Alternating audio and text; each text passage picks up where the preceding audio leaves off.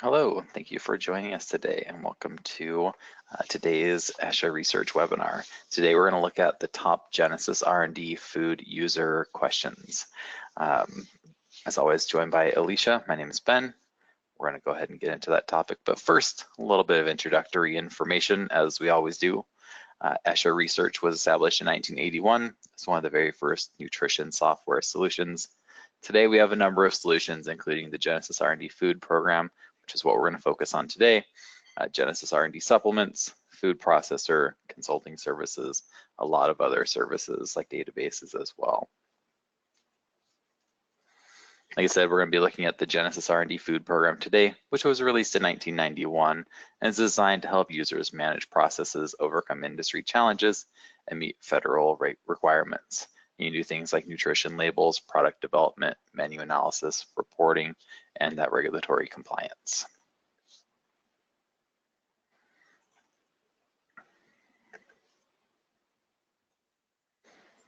We do have one webinar scheduled right now upcoming, and that's going to be on October 23rd, and that's going to be the menu label, practical applications, and best practices in Genesis R&D Foods. It's going to be looking at that restaurant menu label product. We're going to look at mostly the actual functions of the program. The last time we looked at the menu label, it was more on the regulatory side because the regulations had just been released. But we're going to look at more of the functions inside of the application this time around. To register for that webinar or to view any of our past webinars, you can view that on our webpage. Or if you click on the e-learning center button inside of your Genesis software, it'll bring you right onto our website where you can take a look at that information as well. And stay tuned for more. I know we only have one scheduled right now. We kind of try to generally avoid the Christmas time, so we'll definitely have some more coming up, but it may be January when we see some more around the corner. And just a note on, Ben mentioned the e-learning center. So I just wanted to jump in and show you where that takes you. So just a moment to spend on the ESHA website. Here I have the ESHA website up and just want to point out a couple places that you can certainly go to for many more resources. One is the resources page, and I'll just show you what that looks like on the website. So here you can find our blogs, cheat sheets, ebooks, and of course the e-learning center. So I'm going to click on that and just again show you what that page looks like and what can be found, what types of materials. We have our tutorials, so those are those little small short snippets of specific features from our various products. We also have the webinars that you can search for by topic, and again you can find cheat sheets and ebooks from the e-learning center. So again, when you're working in your software, you can click directly on the e-learning center button and it takes you directly to that page. And then I also want to show you the events page, and here you can check out our training schedule as well as find the webinars page. And here is, I'm having a little trouble navigating there, but the webinars page lists the upcoming topics and webinars. And like Ben mentioned, we'll be adding more, and we especially more for the year of 2020, so look for upcoming topics there. And then you can also see the 2019 archived webinars by topics.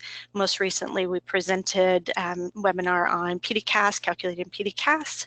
You'll also find additional webinars like working with the 2016 nutrition labeling guidelines. We did a recap of the regulations and how to work with those formats in Genesis. And then you can also find topics like the update on dietary fiber and updates on added sugars. So just be mindful of where to find those type of resources on the ESHA website. Thanks, Ben. Perfect, thank you, Alicia. As always, this webinar is being recorded, and of course you'll be able to find that on that page that Alicia just pointed out. If you have any questions, while we answer a lot of questions here, we'll try to get to a lot of them during the webinar. Submit those questions in the GoToWebinar control panel. We have people that are sitting by to answer those kind of personally, so they'll write an answer to you. And then if we get a question that happens a few times, we'll see if we can read that out loud. If it's kind of a more personal or specific question to a situation, we'll follow up with you after the fact, and of course answer it during as well. So again, submit those questions as you go. Don't wait to the very end when a lot of people will probably submit a bunch of questions. Get those out as soon as you think of them. And what we're going to cover today, just a lot of questions that we get from a lot of users and topics, a lot of kind of the more common questions that we see, including how calories are reported, what dashes mean in the program, how to work with missing data, displaying your percent DV, a lot more. I think we have 10 or 12 right now written down. So we'll get into that right now. I'll start asking questions. Alicia's going to answer quite a few of them as I ask them for her. So question number one, jumping right in, on the topic of calories. When I calculate calories with 449, this doesn't match the calories that Genesis is reporting. Why might that be? That's a great question, and it's one of our most commonly asked. And so just talking about the U.S. regulations, per U.S. labeling regulations, calories can be determined by a variety of methods, and these are spelled out in the CFR. You can see them listed here on the slide. These methods include Atwater factors, 449 adjusted for non-digestible carbohydrates and sugar alcohols.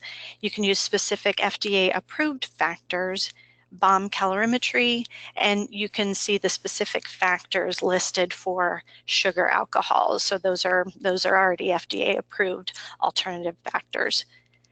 By default in Genesis reports calories as the sum of the calories reported for each ingredient per serving. So Genesis is taking into account the methods used for each ingredient. So if you have ingredients and they use any of these different methods, Genesis factors that in as it comes up with its calculated calories value. In general, I just want to talk about the various sources of data. The USDA SR database, you'll see that as part of the ESHA database items in the software, and the Canadian nutrient file that comes from Health Canada, those tend to use Atwater factors to report calories. So Atwater factors are more specific to the food type than the general 449 factors. And then with suppliers, we might see that they're reporting calories determined with 449, or they might use any of the other methods. Again, 449 means that you're calculating calories using 4 calories per gram of protein, 4 calories per gram of total carbs, and 9 calories per gram of total fat. So adding all those together to come up with the calories value. And some suppliers we see, again, using 449, some use the other factors. And we might see especially suppliers of ingredients like fibers or sugar alcohols, those specifically sugar alcohol ingredients, they may use those alternative factors that we see listed to report their calories. So they may be adjusted and lower than just using your typical 4 calories per carbohydrate or other factors. So you can see there might be several reasons why calculating calories strictly with 449 might differ from values reported for calories by the suppliers or that you see in Genesis. And just another note on that, when you take a look at the spreadsheet report for your recipes in Genesis, you can view the nutrient detail for each ingredient, and you can investigate if one or more of the ingredients is using 449 to report calories, or if you're seeing calories that wouldn't quite add up if you were calculating those individual ingredients using 449. And another notice that when you are adding ingredients to your software, you can review the values with the check data feature, and it will immediately identify an estimated calories value, which would be calculated from 449 versus the entered calorie value, and that's the calories value that you entered directly from your supplier. So that's another way to check how those numbers are adding up and if there's a different factor that's coming into play. Perfect. A lot of complex possibilities there. Our next question that we've got, which is one I think we've talked about before, but definitely still one of the more common questions that come into our support team. How do I report percent daily value for protein on my nutrition label? In Genesis, it's super easy to show %dB on your label. For US labeling, you need to enter a PDCAS or a PER, depending on the age group that you're working with, in order for the %dB to calculate appropriately. And you can display or choose to display the information by going into your Edit Label features. Once you do that, choose to show the %dB on your label, then you can see here it's reporting on the label with the %. But I'll jump into Genesis real quick and I'll just show you an example of how that's done. So I need to open a recipe. I'm going to find my pumpkin bread recipe. And so if I view my label right away, then you'll see that protein is reported, but no %dV is showing on the label. So to display that, I go to Edit Label. In the nutrient options for the label, scroll down and find my protein and expand those options. And here you can see, as the slide showed, we have a spot for protein quality score PDCAA, that's PDCAS. If you click on the right-hand column, down below you'll see a bit more description of what that field is about, and same with the PER. So here, if I have an incomplete protein and that's not completely digestible and I've factored my PDCAS and all that calculation, then I can enter a value. This is going to be a value between 0 and 1. So here I'm indicating I don't have a complete protein and it's not completely digestible. And then click on this show %dV protein option to make sure that it is going to show on your label. And there you can see it populates the %dV there. We presented, as I showed in the archived webinars from the ESHA website, that we presented a PDCAS webinar that goes into full detail of how to calculate your PDCAS and talks more about the regulations and the considerations for protein. So check out that archived webinar if you want to know more details about determining your PDCAS. All right, fantastic. Our next question, I'm seeing dashes on my nutrition label. Why is that happening? If you see dashes on your label, that means that you are completely missing data for one of your nutrients. So all of the ingredients in your recipe would be missing that nutrient data. And here we often, since the 2016 labeling laws have come out, we use this example of dietary fiber. One is because we introduced a new field for dietary fiber for the 2016 label. So here, the old label, we have dietary fiber data populated under the total dietary fiber nutrient field. For the 2016 label, it was necessary to introduce a new nutrient field that's called Dietary Fiber 2016. And what that also requires is that you populate your ingredients with Dietary Fiber 2016 data. So just recognize that if you see the dashes on the label, you're needing to go through your recipe, look at each ingredient, and populate for all ingredients. One note of that is that if you have, say, again, using Dietary Fiber 2016 as an example, if only one of your ingredients reported Dietary Fiber 2016 and the others didn't, then a value would show up on your label. You wouldn't see the dash, you would see a value, but if the majority of your ingredients are missing the Dietary Fiber 2016 values, it would be severely underreported. So you want to go through, as we always tell you, always suggest take a look at your spreadsheet report. So again, if you were seeing dashes on your label, this complete column would be shown in red dashes. Here I just have an example of one ingredient that is missing the data. So I would want to go to this gluten-free flour ingredient record, open that, populate it with the necessary Dietary Fiber 2016 data, or, for any other nutrients in your recipe that you're seeing dashes, populate the appropriate data, save that ingredient record, and then that will pull forward to any recipes that use that ingredient, and then again forward to the labels that you're creating for your recipes. So you don't want dashes on your label, definitely not compliant.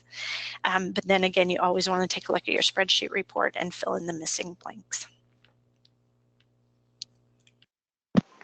Perfect. And on the topic of the spreadsheet report, if I've reviewed my spreadsheet report, like you suggested, maybe there's a red value there. Why would there be a red value on one of my ingredients or one of my nutrient fields? Yes, and this can occur in a few circumstances. Most often it's an override occurrence. So you can see here I have my example spreadsheet, and you see the sodium value that's shown in red. So one reason for seeing a red value would be that there's an override. An override value has been entered into the recipe in the nutrient information. Another is if you're using the nutrient calculator tool. We've talked about the nutrient calculator tool in prior webinars, but that's a way that Genesis will help you populate one unit of a nutrient from another unit of a nutrient. So when you use the nutrient calculator tool, it acts as an override. This is done for a couple of reasons. One is that you can see that there's an override value entered, and then the other is that it also retains the original value. So either way, if you're manually entering an override value or using the nutrient calculator tool, you'll always retain that original value, and then you'll see an override value showing up. So I'm going to jump back into Genesis again, and I'll just show you an example of this. Let me shut down this recipe. No, thank you.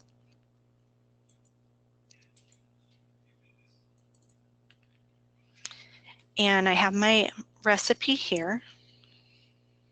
I'll show you first the edit recipe screen and then nutrients. You'll see this override column. And here you can see that I've entered this, I manually entered in a different sodium value. The calculated value is over 400 milligrams.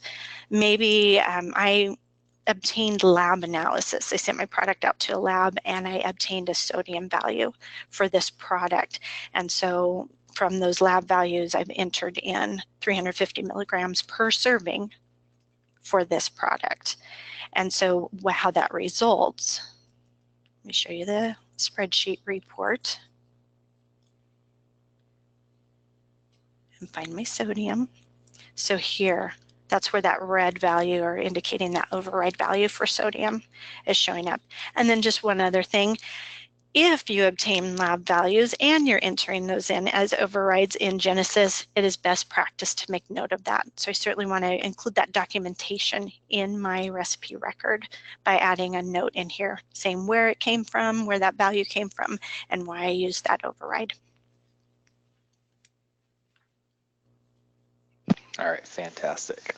Our next question, how do I find which ingredients report Dietary Fiber 2016? So again, with the Dietary Fiber 2016, we use that in a lot of examples. It just lends itself to that. But one way that, or really the primary way that I search through the database when I'm trying to find, show me which foods are populated with this data, or I could set specific parameters and find ranges of data. But if I want to see, show me which foods have Dietary Fiber 2016 data populated so I know which ones I might want to consider working with.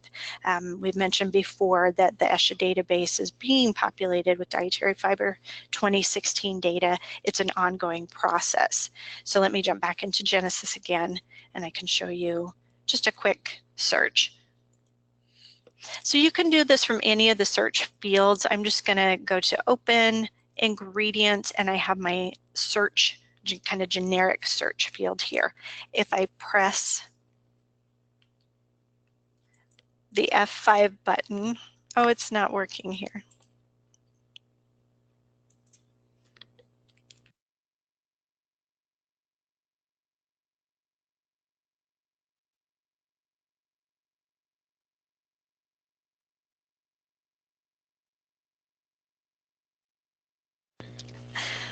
New computer, adjusting. So function key or function F5, and then it will open the nutrient search window that you can see here.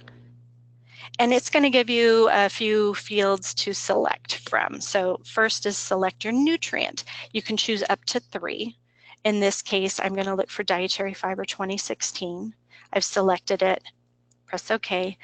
The default parameter here is the equal sign. If you just click on that middle column, you'll get a drop-down menu. And then here I can say, show me the foods that are greater than or equal to 0 for dietary fiber.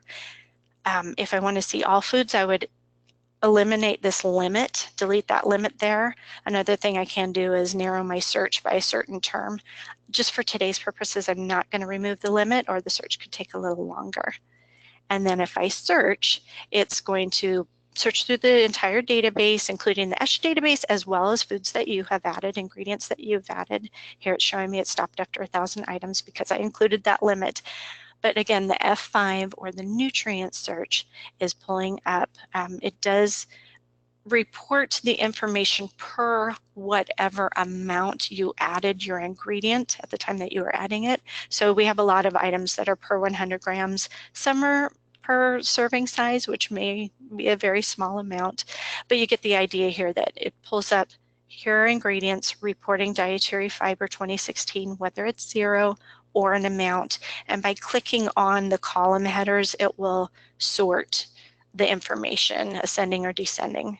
So here you can just see, if you search the entire database, it will give you a total items count. So you know how many foods you're working with, what type of values you're working with, and you can also sort by your product and supplier information. So that's just a handy way of identifying as dietary fiber 2016 continues to be populated, which foods you might want to be working with. All right, fantastic. Our next question is going to be about our nutrition label. The nutrients on my label don't make sense for my serving size. My serving size is 50 grams, but the protein, carbs, and fat add up to 80 grams, for example.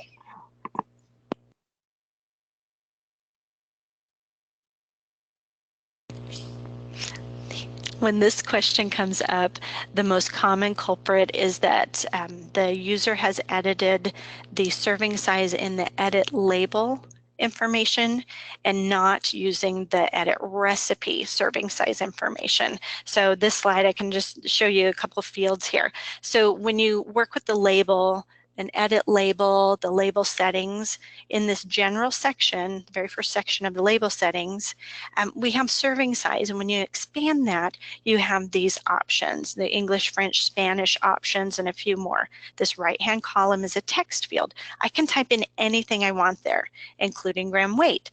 What it's designed to do really is include the household, that friendly household measure and unit that you want to see on your label. Like I said, sometimes users will type in, for here it says 1 slice, and that's what's showing up in this circled area on the label. And then the 50 grams would be pulling from my edit recipe serving size information. Some users might choose to type in 1 slice, parentheses, 50 grams, or whatever the gram weight is. And that is not connected with this nutritional information. So you want to be sure when you're working with your recipe that whatever serving size information you're presenting is connected in both household measure and the gram weight, or milliliters if you're working in liquids, that is connected to this nutritional information. If you choose to not use that edit recipe serving size, then you can have a disconnect there. And these numbers may not add up to your gram weight. And again, how that's being achieved is there's a hide calculated serving size. So the user might be selecting that and then manually typing in the slice 50 grams information. So again, let me jump back into Genesis and I'll show you what that looks like and how it's being accomplished and why it might not be recommended. So again, here's my recipe. And if I go to my edit recipe information and in the general recipe tab, we have the serving size information here. And so we see the options of my recipe makes so many servings, or I often use a serving weighs so many grams because that's just typically how I work with my recipes. So this 50 grams is what is driving the label serving size and the nutritional information that is showing up on the label. So when I view my label, I have 50 grams in here. And then when I edit my label, again, the general options and in the serving size information, 1 slice, is translating there to the friendly household measure of 1 slice. The 50 grams is coming from my edit recipe information. So if I hide the serving size, that's the calculated serving size that's coming from the edit recipe information. See how it removes that 1 slice. And so what we see there again is somebody's 1 slice and then manually typing in. But I could type in anything I want here and put that out of connection with the nutrient values. So this would be incorrect, and it might not, if I try and add up my values, it might not make sense. So best practice, use your calculated serving size from your recipe and use the that serving size information in the edit label settings for your friendly household measurements.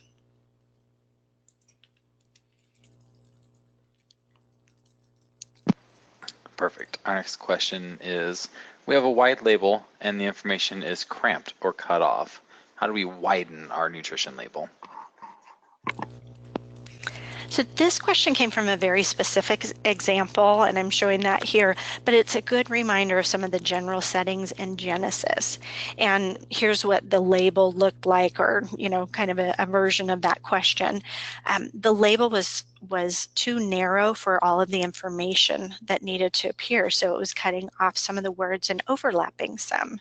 So let me just again jump back into Genesis, and I can show you how we might work with that.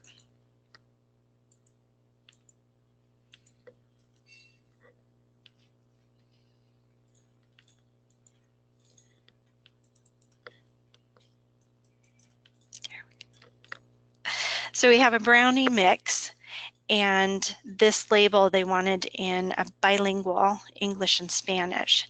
So we have those settings set, but again, you can see here it's cutting off. So if you just widen the label, then more information, now you can see there's no overlap or cutting off of information. However, in the export or the printing of this label, because of the way the page setup was formatted, it wasn't exporting completely. So to work with this, if we just go to File and Print Setup, you can change from the default portrait to landscape setting, and then that provides more room to work with. The label is wide enough and it's fitting on that page setting. So that was what allowed us to be able to export the label and print it properly.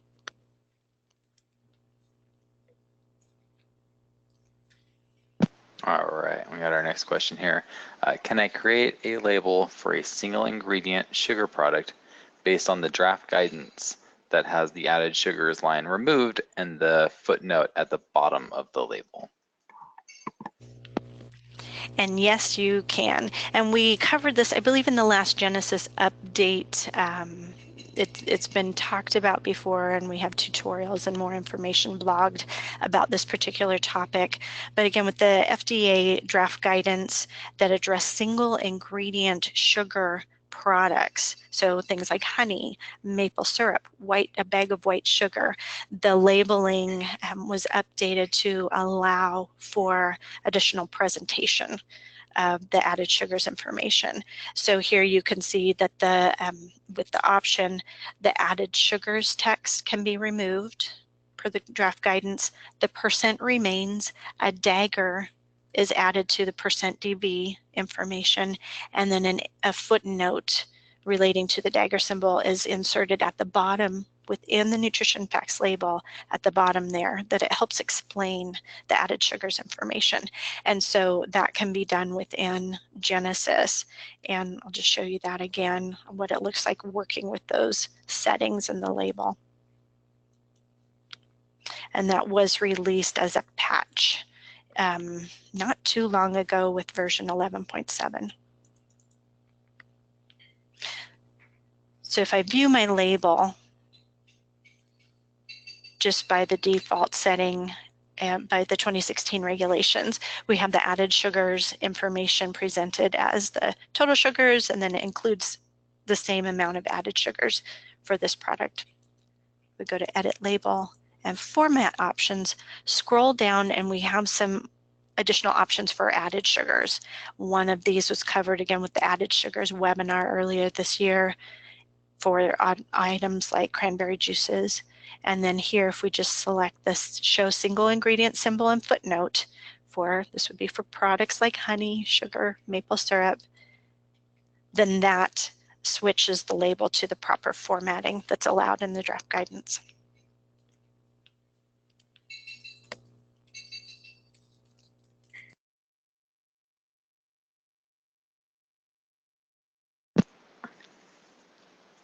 All right, our next question, actually we had a question just came up a couple seconds ago, similar to this question as well.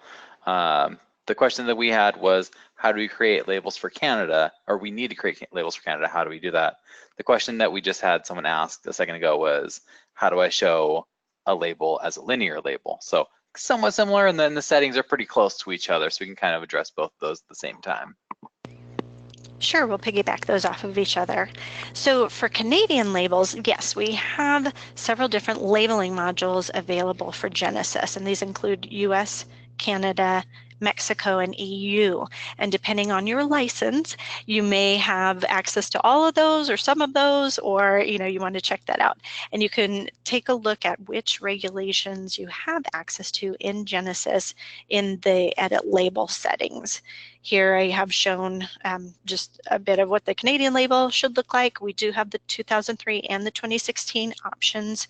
We did have at least one webinar that we covered the transition from the 2003 to the 2016 labels for Canada. So again, take a look at the archives if you need a refresher or need more detail about Canadian labels and formatting those.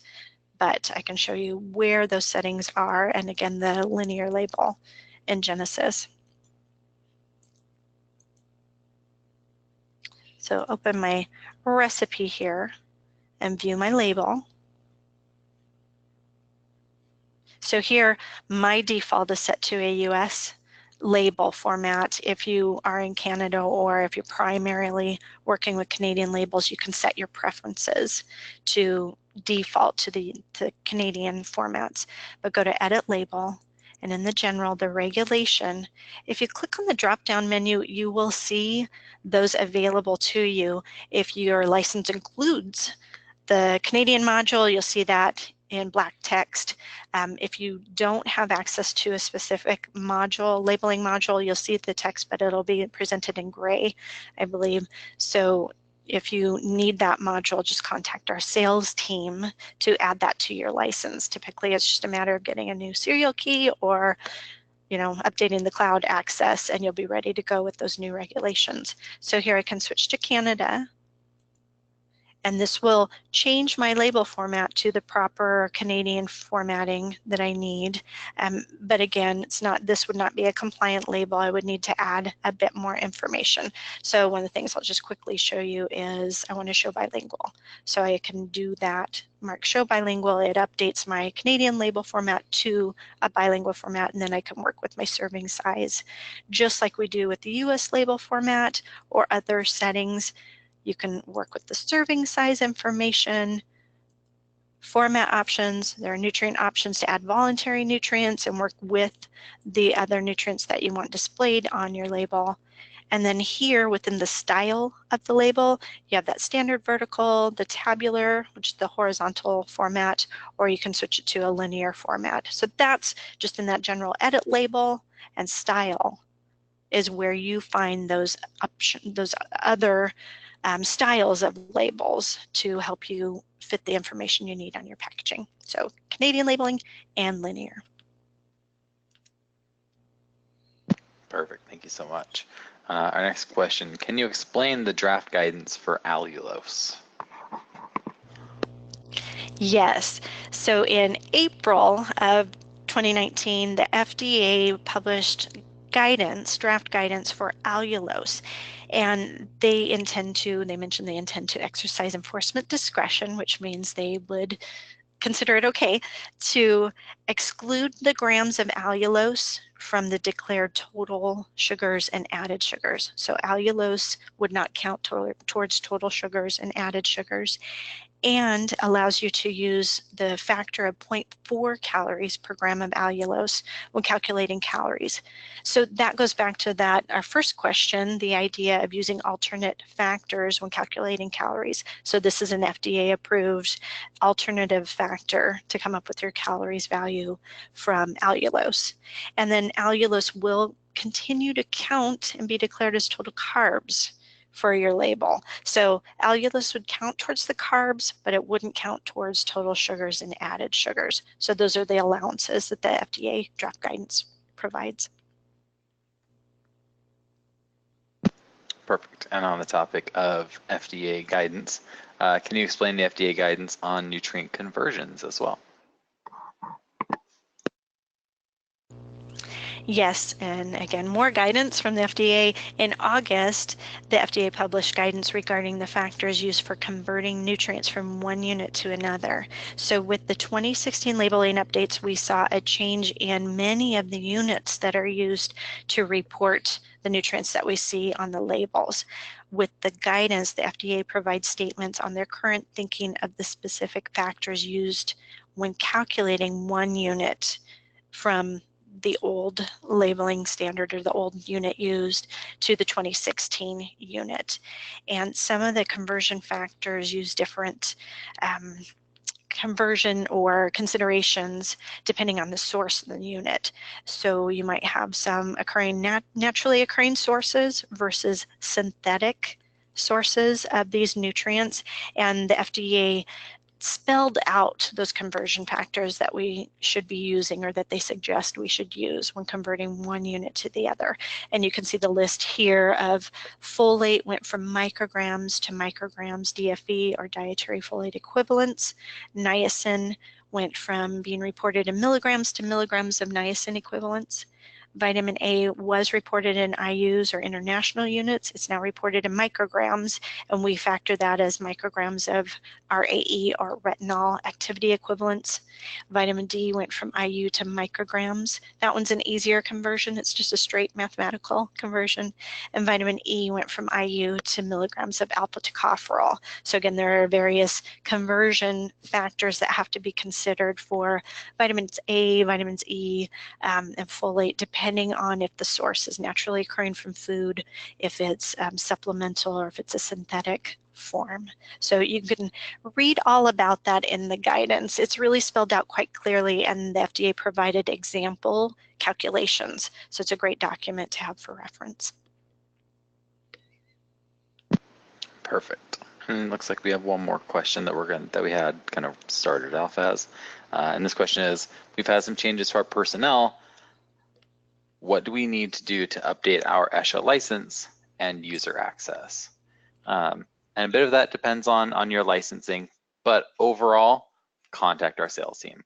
You can either email sales@esha.com or give our sales team a call. We can go through your account management, kind of review your account and make adjustments as needed. Of course, if you have a cloud account, then the login is per individual person, so we definitely need to get that switched over. There's no cost to switching one license from a person to another person, so you can do that very easily. And if of course, if you need to add more people in, add additional licenses, things like that, the people on our account management section of our sales department can handle all of that. So overall, give our sales team a call, and we can walk you through all of the things, all the information that we need to help you out.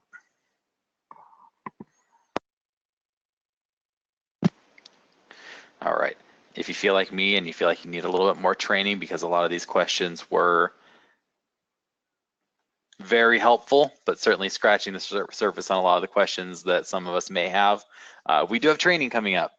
So October 8th through 10th, we have a general training, or a Genesis training course. Easy to jump back into those words we used to use. So it's the professional and advanced training courses. I know I've explained this at the last couple of webinars, but since it's fairly new and we had that old style training course for the long time, it is the professional and advanced together. You have 2 days for the professional, and then the third day is the advanced session.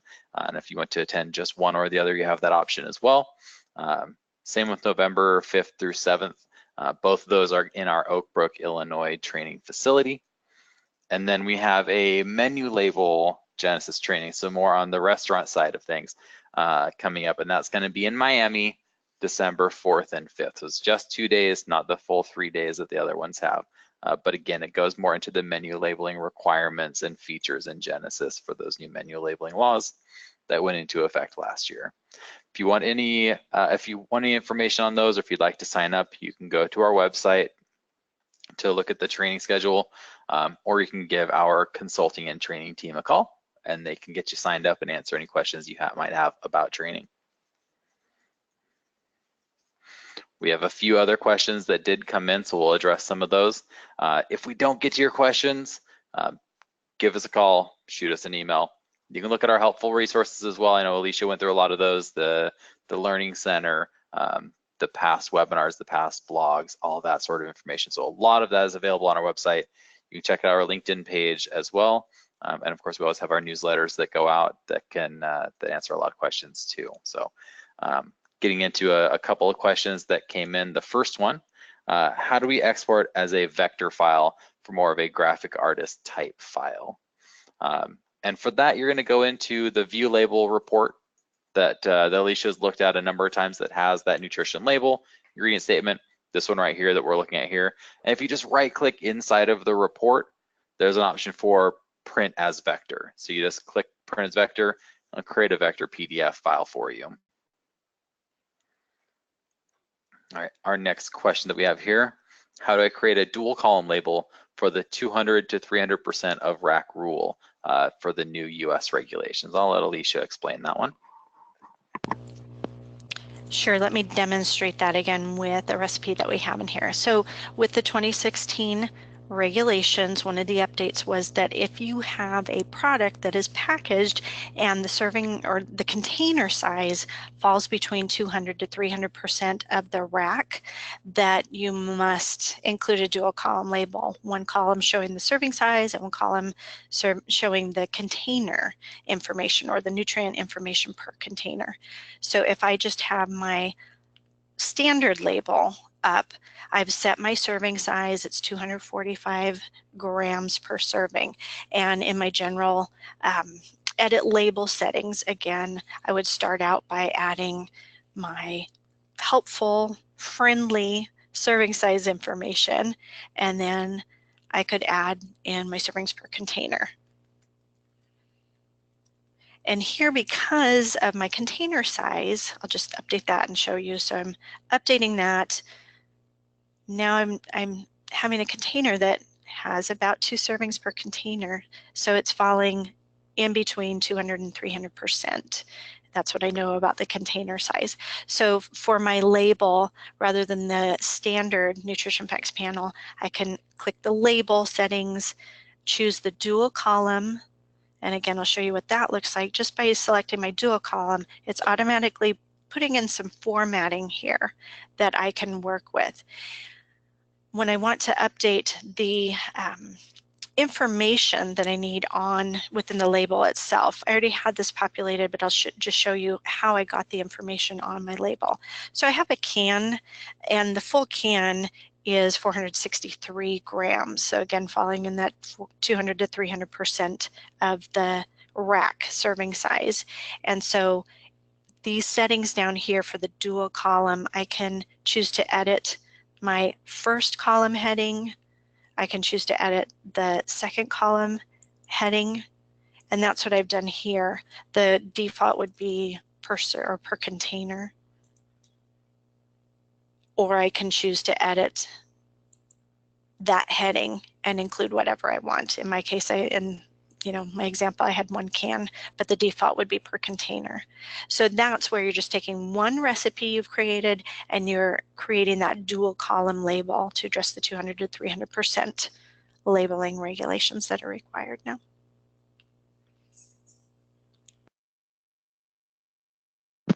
All right, we have one other question that came in about the kind of advanced search options. Are there any other search functions that are not listed, kind of like the F5 search?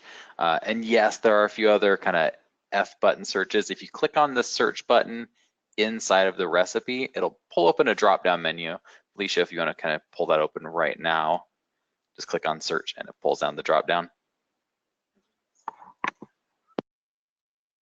There we go. And you can see the different types of searches, so name only, nutrient search, user code, those different types of searches, and what F key is attributed to them. So if you just want to find the nutrient search, it's listed right there, or you can see which F key you would want to use that specific search. So those are the different types of searches that we have available inside of the program.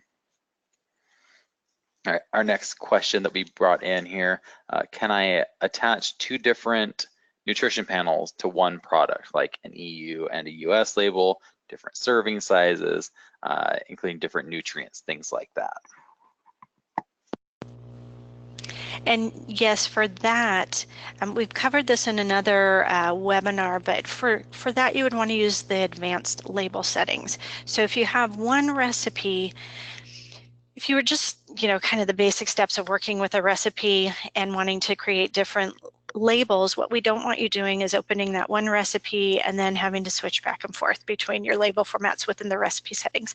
So we have the advanced label settings, and here is where you can take one recipe and just create different multiple formatted labels from one recipe. So here I'd open advanced labels. I'm going to just give it a very generic name, and then from the add to the list, you can select any of your recipes from your list of recipes and create labels around this recipe. But here I have my example advanced label. So this is no longer a recipe record, but it's an advanced label record, and I just brought in this one recipe here. Then I can also create another in my advanced labels and example 2. I know, very original names, but it shows the point. And here again, then, if I wanted to create a Canadian label from the same product, or choose a different format if I needed for some reason a dual column for this one, or the horizontal label, adding that same recipe to a different advanced label record gives me two different labels that are saved as different records, but pulling from the same recipe. So you can see all the same nutrient information here, but different formats that I can save separately. Perfect. Another question, if I export the database inside of the program, a database export, does that make a copy of the items, or does it move them, removing them from your database? And that's going to make a copy. So nothing will be taken out of your Genesis database. It makes a copy of those files, those items, into a specific file. The only real way to get ingredients or recipes out of your program is to specifically go in and click database in the program and hit delete. If you don't go in and delete items, they won't be removed. So don't worry about exporting data, things like that. It won't be eliminated. We had a question about just kind of generic of how do we handle added sugars. We have a few webinars that go over that. We're not going to kind of address that because it's such a vast topic. We've got a few webinars that are half hour, 45 minutes a piece that go over that topic. So I certainly recommend, if you have some questions about added sugars, to look into that one. I have one more question, and I'm still looking through to see if there are any more that I wanted to address here, but one that I thought would be kind of a quick one to show. For nutrient content claims, is there a way to select a different serving size than the serving size for your recipe on how to scale that based on what your rack is? So basically select a rack instead of your serving size. And yes, when you're working with the nutrient content claims, let me just pull up another recipe. The claims button right up here on the top options here and icons, when you click on that, you see a dialog that asks you, essentially, do you want to use a reference amount? Is your serving size matched to the rack or the reference amount, or do you want to use a different serving size or amount to base your claims on? So you can either use the existing, or you can set a serving size. So here it allows you to choose a different amount on which to base the claims or see those qualifiers for the claims. So yeah, you always have that option when you work with the claim settings. Perfect. And then one more if you want to stay inside of the program. One very last question that we have. So for rounding rules, especially for the new regulations in the United States, someone asked about, potassium was being rounded to the nearest 1 milligram, but they thought it should have been rounded to the nearest 10. I know there's the draft guidance option inside of the program. Could you maybe speak to that for just a second and show where that option is? Sure. So yeah, when the regulations, 2016 regulations first came out, the CFR stated round, present your nutrients and they should be rounded to this. We all needed a little more guidance on that. And so guidance came out later saying the specific decimal places or places, the decimal precision that should be used or is suggested to be used when we're working with the labels and the rounding options on the label. So within the software, when you pull up your label, depending on what you have selected, you may see certain rounding occurring. So potassium here it's 21. In the edit label settings, and then the format options, we have the guidance option for nutrient rounding. And when you select that, then it puts into effect. You can see that some of these changed based on the guidance direction of each nutrient. And they have it set up in if the daily value or the number that's calculating the percent DV is in the tens, then it may round to a 10th or 100th. And if it's a DV that's, in 100 or thousands, they're kind of based on that. How large is the number that is the daily value or the DV that the recommendation is built off of, and then certain rounding rules apply to those different nutrients that fall under those different recommended values. So work with that setting and see if it gives you the rounding results that you desire for your labeling. Perfect. That was all for the questions that we had. I did want to point out one last thing before we let you go. There were a number of questions, and we addressed most of them, but there were a number of questions based on just effectively searching inside of the program. We do have a webinar that goes into that in great detail. The webinar is Tips and Tricks for Effective Searches. And we will include a link to that in our follow-up to this webinar. So that one feels like one that will be very important for a lot of you because there were a lot of those questions that did come up. So I definitely suggest a lot of you go out and look at that webinar because it was a very useful one. You can hear me and Alicia talking about that subject as well. If there was a question that we didn't get to or that you felt like you wanted a little bit more clarification on, certainly reach out to us, let us know. Whether it's a sales question, a support question, a nutrition question, reach out to us, ask those questions along the way, and thank you all for joining us and have a great day.